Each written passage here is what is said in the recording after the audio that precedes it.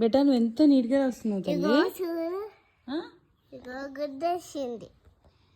అరే ఎంత నీట్గా రాస్తున్నావు నాన్న. 011. అవునా, అది డేట్ నాన్న. ఇది నీట్గా రాస్తున్నావు. ఇది కలెక్షన్. కరెక్షనా? నీకు చేయొచ్చా కరెక్షన్? ఇది గుడ్, ఇది కలెక్షన్. ఓకే ఓకే, రాసే నాన్న. ఏంటి రాసే? నీట్గా రాయాలి